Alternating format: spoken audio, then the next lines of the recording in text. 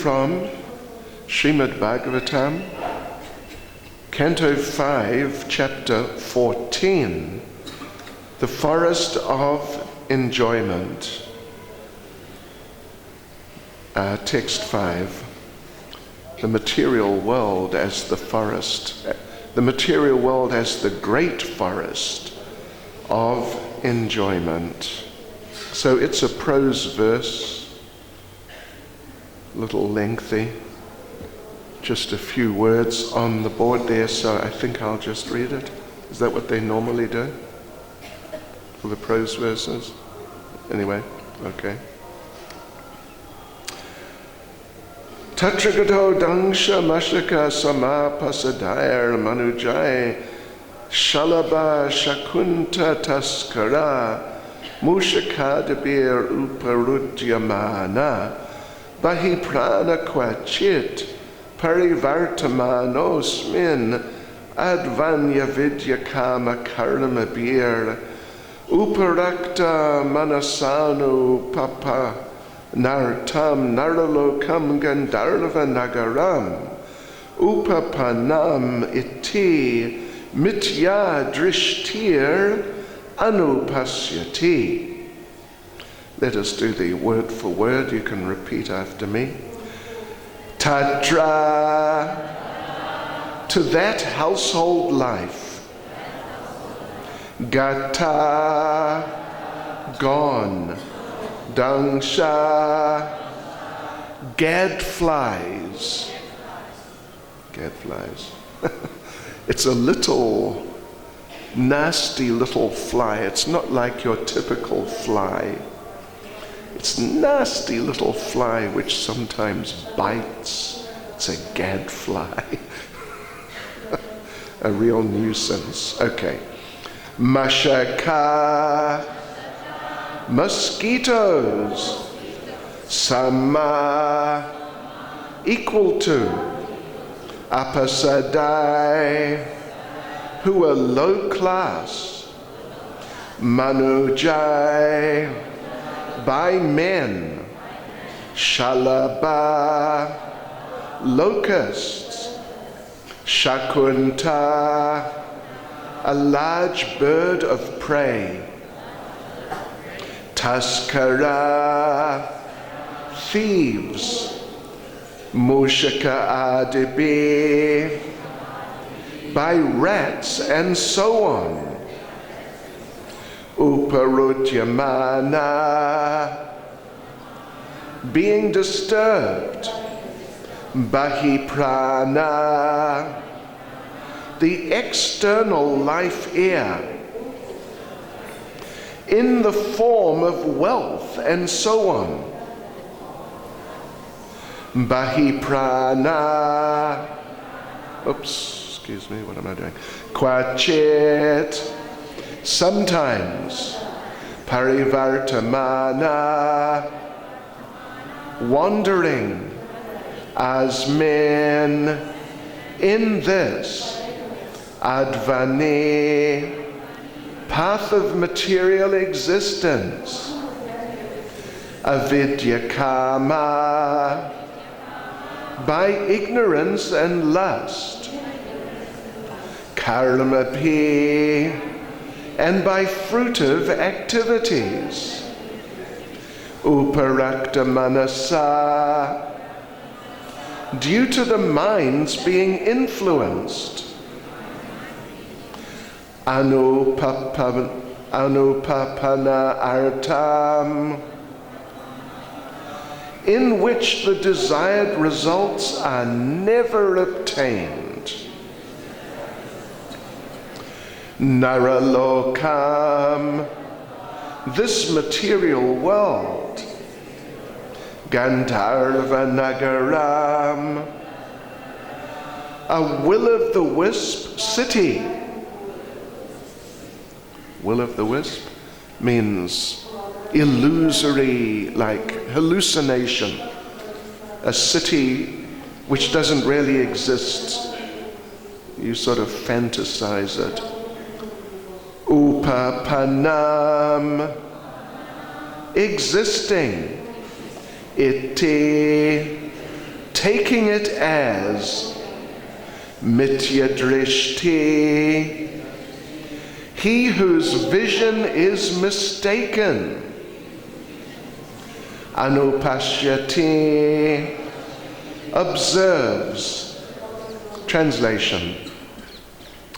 Sometimes the conditioned soul in household life, being attached to material wealth and possessions, is disturbed by gadflies and mosquitoes, and sometimes locusts, birds of prey, and rats give him trouble.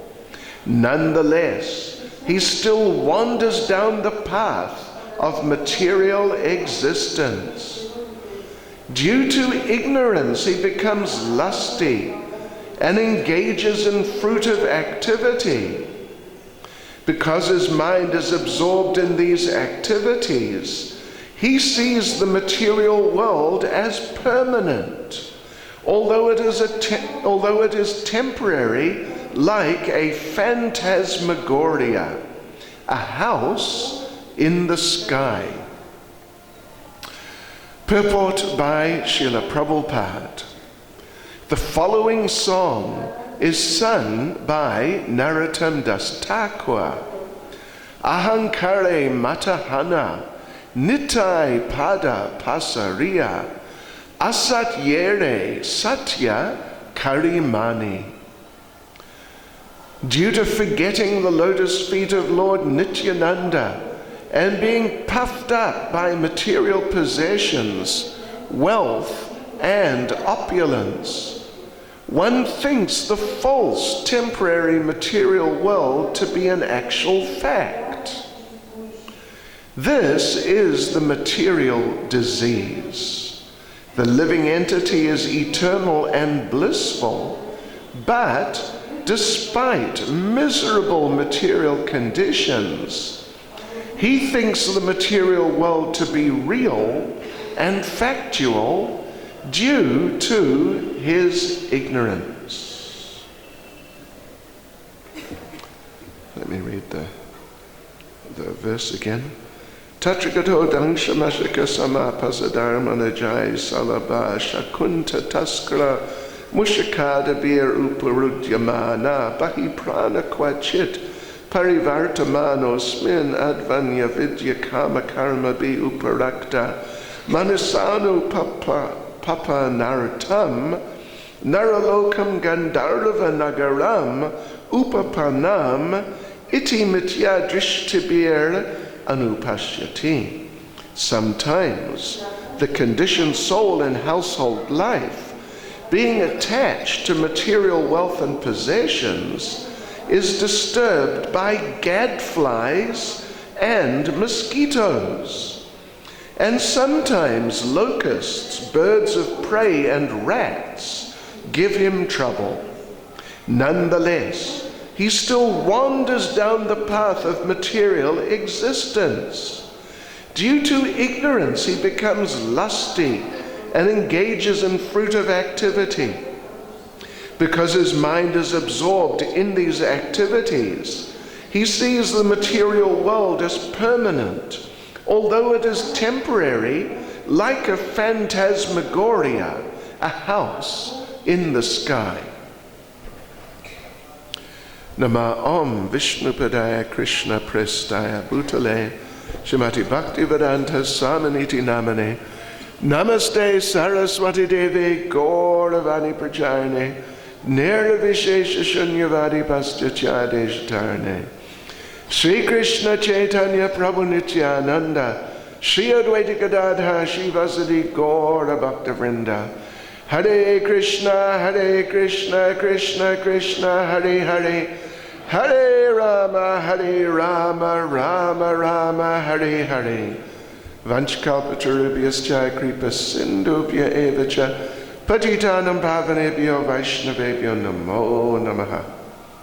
So the material world as the great forest of enjoyment, this is a very sort of explicit, vivid, dramatic type of chapter, which is there to dispel the most typical illusions which the conditioned souls are bewildered by and completely taken in by, that this material world, when you look at it, it looks good.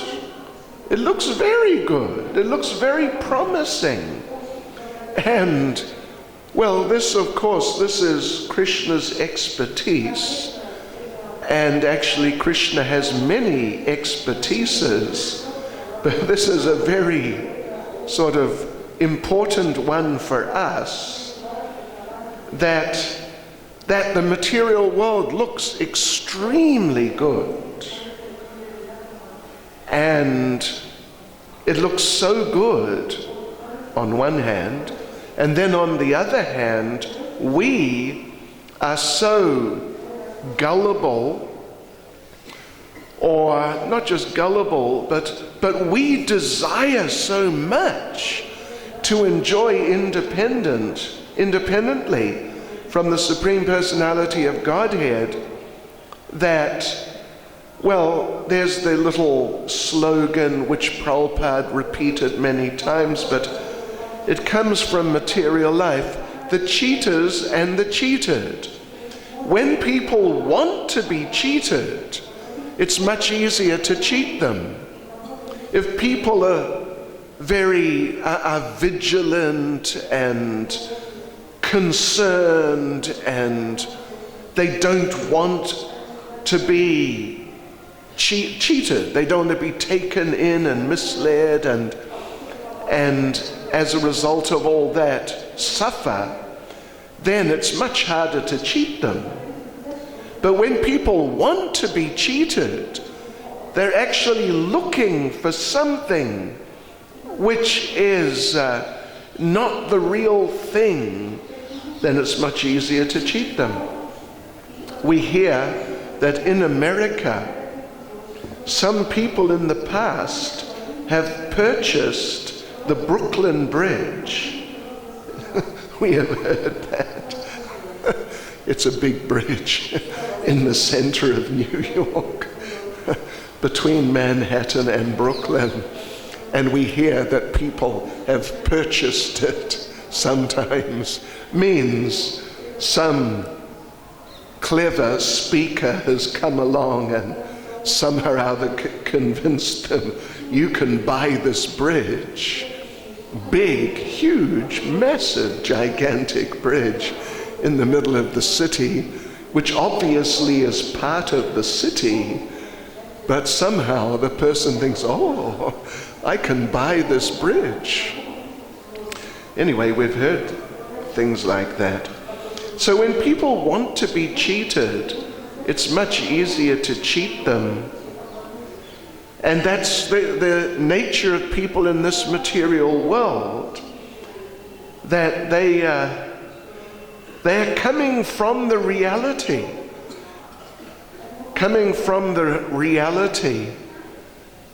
that we were all previously in the reality, in the kingdom of God. So at least in the deep recesses of our minds, there is some impression of that, some recollection.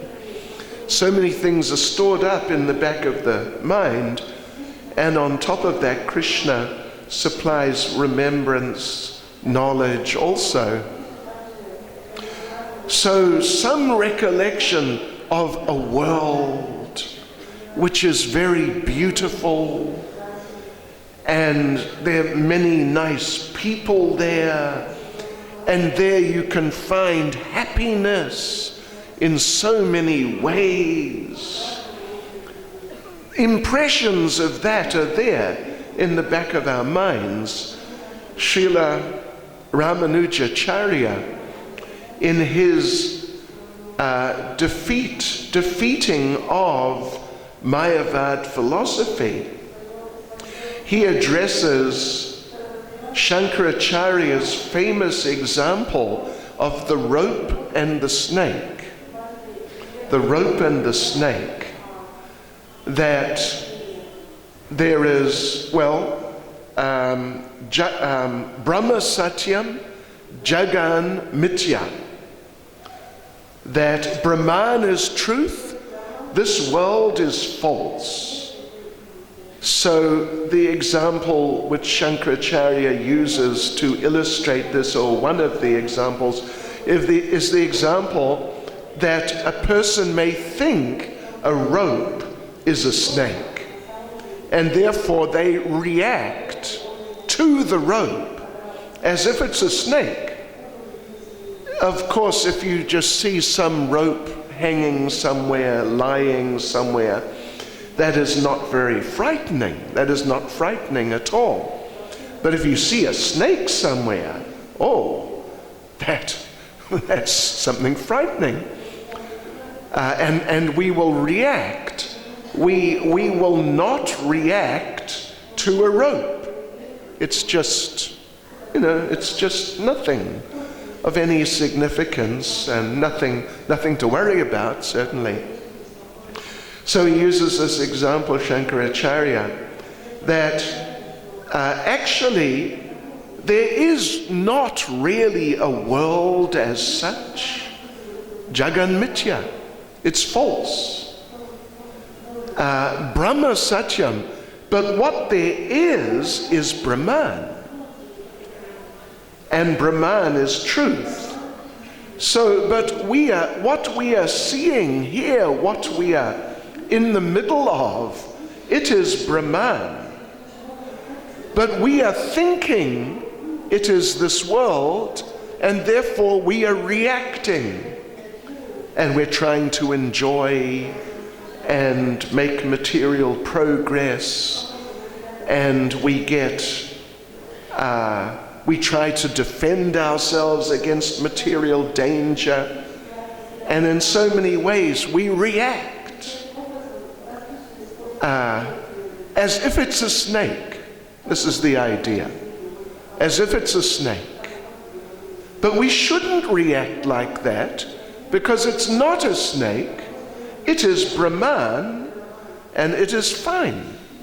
It is truth, and we're quite safe, and we can be very happy because it's Brahman.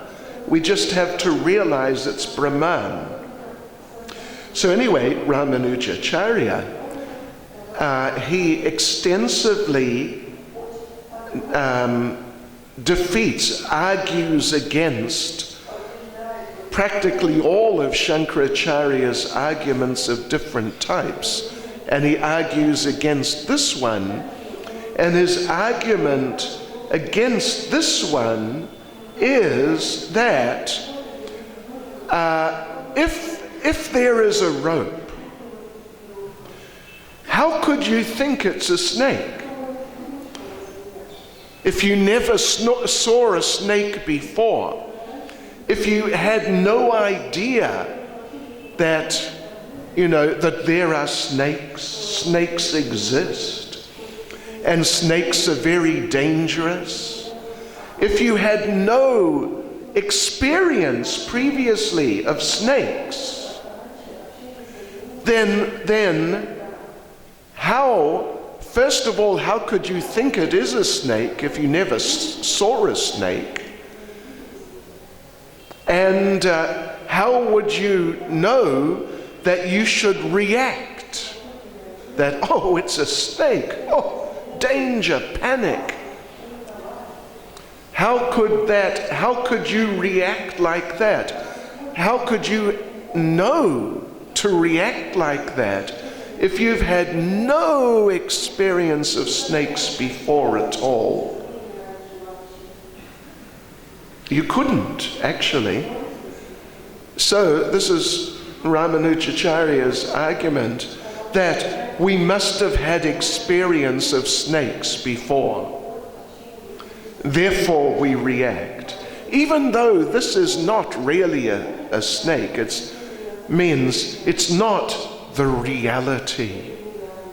the eternal spiritual reality, and it doesn't deserve being taken so seriously as a wonderful place where we can enjoy, where all the people are nice.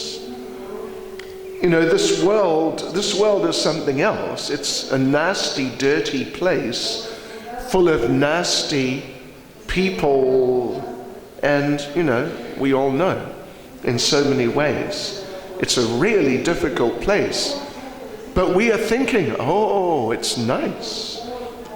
So Ramanujacharya is saying it is because Shishi Krishna Balaram Shishi Radhasham Sundar Shishi Gauratai Ki.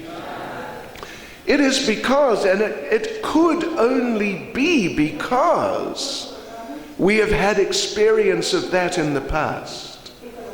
And somehow that experience, the impressions, the knowledge of it, it's stored there somewhere in the deeper recesses of our minds. And as a result, when we see this world,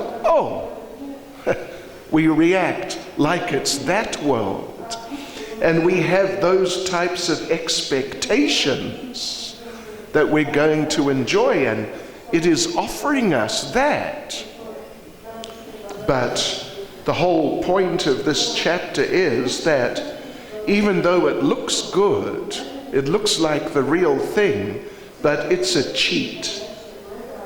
It's an illusion. Or here, it's a phantasmagoria, like a house in the sky, Gandharva Nagaram, this type of thing, will-o'-the-wisp, some hallucination. Yes, so that's what this chapter is presenting, and this particular verse is looking at household life, you could say a famous subject in Krishna consciousness for good reason. Not that we should develop the, practically equally famous prejudices against householders but certainly everyone should, and particularly devotees, it's really essential that devotees be aware that there are many dangers in household life. There's so many dangers in material life in general, and particularly in household life there's specific dangers. And even though generally people become involved in household life in Krishna consciousness, but still they should do that in you could say an informed way, not in some sort of hallucinatory way or just some foolish way, having again expectations which are unfulfillable, unrealizable within household life, within Krishna consciousness, but rather see that Grihastha ashram in Krishna consciousness, it is an ashram. Ashram means a place where spiritual life is developed. Not like, we drive around Vrindavan these days and there's so many quote unquote ashrams. But, let us be real, they are hotels. I mean, there are a few ashrams which are really for people who are serious about Krishna consciousness and want to be able to get together with other people and practice together. There are such places, But on the whole, the so-called ashrams around Vrindavan, they're basically hotels. And some of them are even like 3-star, 4-star, like higher level, more comfortable hotels. Yeah, so such is life. We won't go into it too much. It's just pretty obvious what's going on. But devotees, when they enter Grihastha ashram, as most devotees do, then they should understand it is an ashram. It is not just a great place for material enjoyment, and, we will sort of say we are devotees or something like that, dress as devotees. But actually we're just enjoying, that's what we're doing. No, it's a place for spiritual development, and when it is Grihastha ashram is practiced properly, then the people actually make advancement. They actually make advancement and assist each other and the children to become devotees and progress and be happy in Krishna consciousness despite the challenges, the numerous challenges and sometimes painful challenges which are there in household life. We see in the purport here, Srila Prabhupada has quoted a line, part of a verse from Srila Narottam Das Thakur's Nitai Pada Kamala. Ahankare matahana Nitai Pada Pasariya asat yere satya karimani. That materialistic people who neglect the lotus feet of Lord Nityananda, ahankare mata hana, they think they're their bodies, and asat yere satya kari mani, they think that the asatya, the untruth, is satya, is truth. That's what they think. They think that the lotus feet of Lord Nityananda are illusion. This is what Narottam Das Thakur is saying in the song in different ways. They think the lotus feet of Lord Nityananda are illusion, and they think that this material world is real, but in those ways they think that untruth is truth, and they become lost in material existence, lost in this great forest of material enjoyment. So, what Narottam Das Thakur is saying, what Srila Prabhupada is, the particular perspective he is taking in regard to this verse is that really we need to take shelter of Lord Nityananda. There's a number of things we need to do. We need to chant our rounds, follow the regulative principles, read Bhagavad Gita, Srimad Bhagavatam. These are all things we need to do in Krishna consciousness. But one of the things we need to do, along with the other things, one thing we need to do is take shelter of Lord Nityananda. And here in Vrindavan Dham, we also need to take shelter of Lord Nityananda. It's not just that we come to Vrindavan Dham and it's all Radhe, Radhe, Radhe, Radhe, etc., etc., which is, very nice in many ways. Hare Krishna. But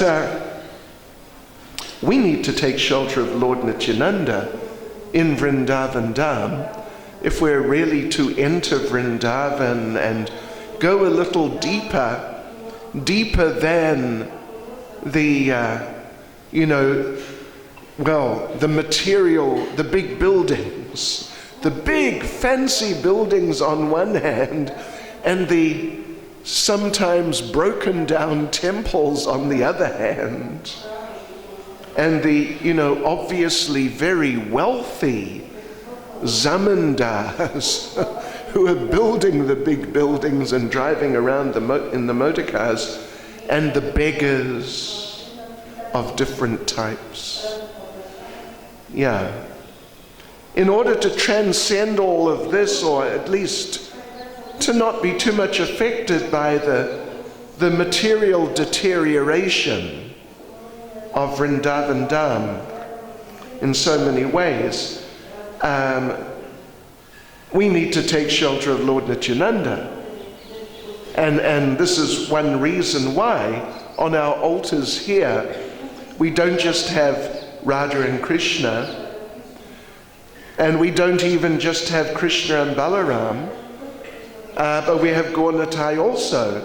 And Prabhupada specifically stated that he made Krishna Balaram the main deities and not Radhasham Sundar. But actually Krishna Balaram are the main deities because he wanted the people, the general local people who come, Indian people who visit, he wanted them to understand Krishna and Balaram have appeared as Gaur-Nitai. And in this age, if you want to approach Radhasham Sundar, you have to approach through Gaur-Nitai. You cannot just walk straight up to Radhasham Sundar, here I am, and that's it. And now I'm going to interact with you through Gaur-Nitai. So Lord Nityananda's place, what he does in the whole picture of Krishna consciousness, of course he does many things, but in another very well-known song of Narottam Das Thakur, Narottam Das Thakur says, Ar kabe nitai chandir karuna hoibe. When will I get the mercy of Lord Nityananda? Samsara vasana mora kabe tucha habe. This is a verse from the first song, I think in Prarthana, the collection, that particular collection of songs by Srila Narottam Das Thakur, Gauranga Bolite Habe, that song. So, Lord Nityananda, when will I get the mercy of Lord Nityananda? Well, then the next line is Samsara Vasana Mora Kabe Tucha Habe. I will know that I have got the mercy. I am now getting some mercy from Lord Nityananda when I see that samsara vasana mora, my samsara vasana kabe tucha habe. When my samsara vasana becomes insignificant, just negligible, practically nothing. Samsara vasana it's an interesting concept, samsara vasana. In a broad sense, in a general sense, it means our tendencies towards material existence or attractions to material enjoyment, samsara vasana, can be seen in that way. But it's interesting to note, in that same song, Gauranga Bolite Habe, Pulaka Sharir, in the same song, maybe the next verse or the verse after, the verse which mentions Lord Nityananda, Narottam Das Thakur says, Vishaya Chadiya Kabe Shuddha habe mana, that when I get the mercy of Rupa and Raghunath, then Vishaya Chadiya Kabe. Then my Vishaya Chadiya very specifically, Vishaya very specifically means desire to enjoy, sense gratification. Vishaya is, it's like a very specific term. Samsara vasana is kind of the same thing, but it can also be understood in a broader concept. And, you could ask, why say that, get the mercy of Lord Nityananda, your material desires become nothing. Get the mercy of Rupa and Raghunath, your desires for material enjoyment, become nothing, something like that. So there's a slightly different understanding between samsara vasana and just plain vishaya. Samsara vasana means, in a sort of deeper sense, the fundamental, foundational types of attractions that one has towards material life, in general, in a broad sense, as, can be distinguished from a little bit some specific attraction to enjoy some specific thing in terms of my current body, my current material situation. In other words, samsara vasana means like the general tendency to become attracted to the opposite sex, or eating, comfort, these general types of attractions, because the attraction to the opposite sex, it's not only the human beings that have it, obviously. The dogs do, the cats, all the animals, even the cockroaches, and etc., etc. There is this general tendency it doesn't matter what sort of body you have, really, that you become attracted to the opposite sex. Or, even nowadays, popularization of the same sex for those reasons. Anyway, let's just say the opposite sex.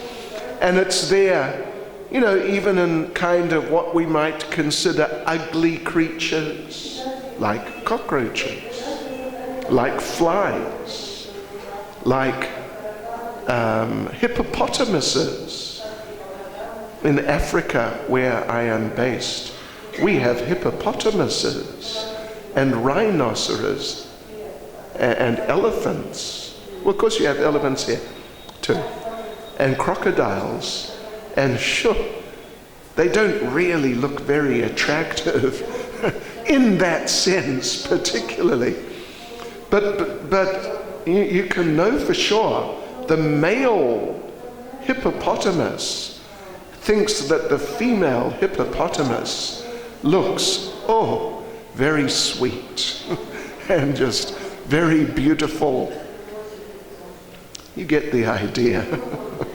So in other words, there is a propensity on the material level for any conditioned soul, regardless of their type of body, to become attracted to the opposite sex, to become attracted to eating something. But it's different in the different species. Prabhupada famously compared humans eating halava to pigs eating stool. We all have heard that sort of idea so many times. But the basic principle is one of eating. It is being shared in the different species in different ways according to the natures of the different bodies, the natures of the different species. This is more the idea of samsara vasana, those fundamental foundational tendencies which manifest differently depending on the type of body you have.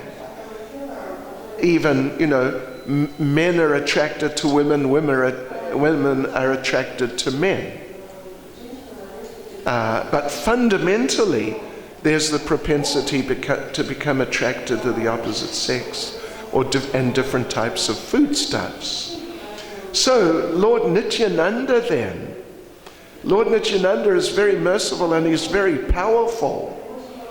And if we take shelter of Lord Nityananda, it will help us in many ways, and this is one of those important ways, that he will help us uproot those propensities which are deep in our hearts, like the roots of our material existence. Uproot them all together, and then we can be free to become absorbed in Krishna consciousness, and we will easily be able to chant without becoming distracted, visit the holy places without becoming distracted, and so on. This is all the mercy of Lord Nityananda. So Prabhupada is giving this emphasis here that if we get the mercy of Lord Nityananda, or people who do not have the mercy of Lord Nityananda, they get carried away with material existence in the types of ways mentioned here, despite the fact that even though it looks good, quite quickly you find it is not as good as it looks. A couple of our devotees told me, well, they're from Mauritius, which is a tropical island between here and Africa. And not so far from Mauritius, there's another group of tropical islands. They're called the Seychelles. You may or may not have heard of them, but anyway, they are, they really look like the tropical paradise islands that you may have heard of, that people dream of sometimes. With the beaches, the sand is so white. There is not a pebble. There's not a small, tiny little rock, not one on the beach. And the water is crystal clear. And there are palm trees. And the weather, there's no winter. They have no winter. But it's not so hot in the summer. Not really hot, not like here. It's quite warm, but it's not really hot. And there's no winter. Haribol. So these two devotees went there on business. They're business people and devotees. So they went there. They had to anyway, for whatever reason, they did their business. They had a couple of days extra at the end. So what to do? Hey, let's go and lie on the beach and swim in the crystal clear water. Yes, let's do that. So they did. They went and laid down on the beach. And you know what they found? They found, well, Prabhupada, the Sanskrit term is dangsha. Prabhupada says gadfly. They found these little flies which bite. You know, you can hardly see them, they're so small. But there were millions of them. And you lie down on the beach and suddenly, bite, bite, bite, bite, bite. Wow! It was really bad. And you know, even you spray some repellent, they like the taste of the repellent. So they thought, wow, so much for the tropical paradise. What now? Ah, the crystal clear sea. Let's go and swim in the sea. Into the sea. What did they find? It was full of blue bottles. Blue bottles are jellyfish. Oh, you know, if you think the biting flies are bad, wait till you meet a blue bottle. Wow, you know, they can kill. And there's all these jellyfish all around, and they couldn't swim and relax. So they just went back to the hotel room and just chanted Hare Krishna for a couple of days. And, you know, it really looked good. It really looked extremely good. But welcome to the material world. It's a big letdown. So a devotee is a person who has that knowledge, and that because of having that knowledge, the devotee has that intelligence to not be misled by the material world. And so even when the devotee is in some materially opulent situation, the devotee remains fully absorbed in devotional service and not becoming bewildered by the comforts, the material opulences, etc. This is a devotee. And this is a devotee who has received some mercy at least from Lord Nityananda. You know, of course there are degrees of mercy, but at least this devotee has received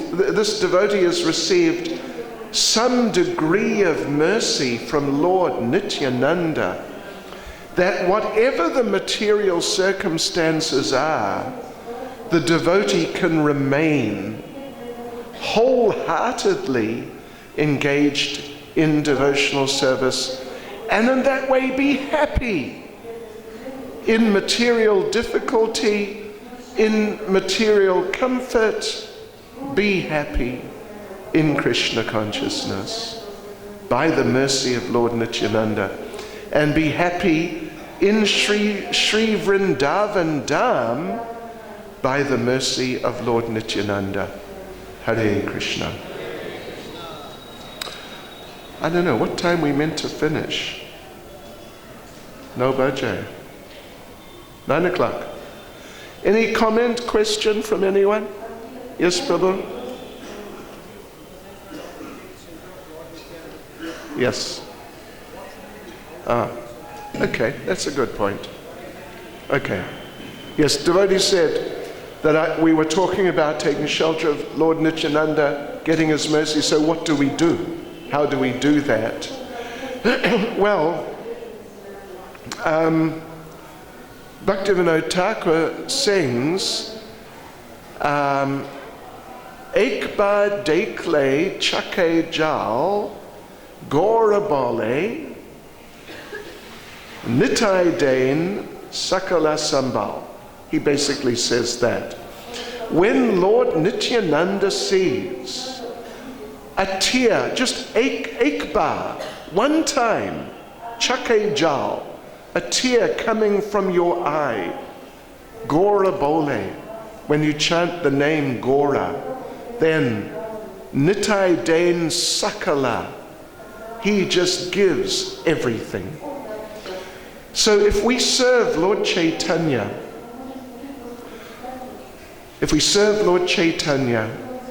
Lord Nityananda, he will be so happy to give all his mercy. Serve Lord Chaitanya, try to spread the Sankirtan movement. Here, right here in Vrindavan. We were yesterday afternoon, evening, we were in Mathura. And we had Harinam, big Harinam, right through. From, Lal Dwaza to Rangeshwar and back through Vishramgat, etc. Major Harinam, more than 100 devotees, 120 or 50 even. And what an impact it made. Many people were very appreciative. Many people were affected. Even, the young, cool Mathura boys. You know what I mean? The tight jeans, the Western style shirt, the hairstyle, the motorbike. You know what I mean? The cool young Indian boys who have they've kind of gone beyond Bharatiya culture. They're now, in the process of becoming Americans, even in Mathura. Even they were affected. Oh yes, they were very affected. So right here, and all around. You go through Nandagram, you go through Varshana, you go through Govardhan, all these sacred places with Harinam and book distribution also. Oh, it's great. So, and wherever we are, if we really try to serve Lord Chaitanya by spreading his mission, as Prabhupada has given it to us, Lord Nityananda will be very happy, extremely happy. He'll just shower his mercy, and then we'll make great progress. Thank you. Okay. Last one. Give this devotee the microphone. Turn on the microphone. Well, I think you have a very good introduction to how we can proceed in the devotional life by being the resident of Nityananda's mercy. My question here is for one to figure out a person to associate what kind of key symptomatic characteristics a devotee should have for us to realize that he is the recipient of the mercy of Nityananda so that we can associate with him. Okay. Well, first thing we should do is look amongst the followers of Srila Prabhupada. That's the first point. Because there are many people who, on a certain level, to observers who are not experienced and who don't have, so much of a deeper vision, just like a little more superficial vision, there are many people who may appear to be samsara vasana tucha, that their attractions to material life are not so great. Right. There are many kind of externally renounced people, externally looking, renounced people, but if you scratch beneath the surface or if you spend some time with them, then you see very clearly this person is not so renounced. We're staying on the Parikrama path just across a little way, about 15-minute walk, and the people, the devotees, the men wearing saffron, looking like sannyasis. They gather around their different places for prasadam every day. They're there. And you may look and see, oh, saffron, sannyasi hai, jai ho, Maharaj. All right. But you come back a little later when it's, they're waiting for prasadam. Some of them are, smoking bidis. We saw them yesterday with a chilam. Going for it. Yes. Radhe, Radhe. So, first thing really is look amongst the followers of Srila Prabhupada. Yeah. Because amongst the followers of Srila Prabhupada, if you get up to nonsense, if someone gets up to nonsense, even say a sannyasi, obviously it has happened, and sometimes it happens unfortunately, but someone who externally looks like a renunciate and may have been accepted as such for some period of time, but something goes wrong in their lives and they fall. Yeah, but the thing is, within Prabhupada's family, you cannot get away with that for very long. Yeah, after a while, people will catch, hey, he's not maintaining the standards. And it will become known, widely known.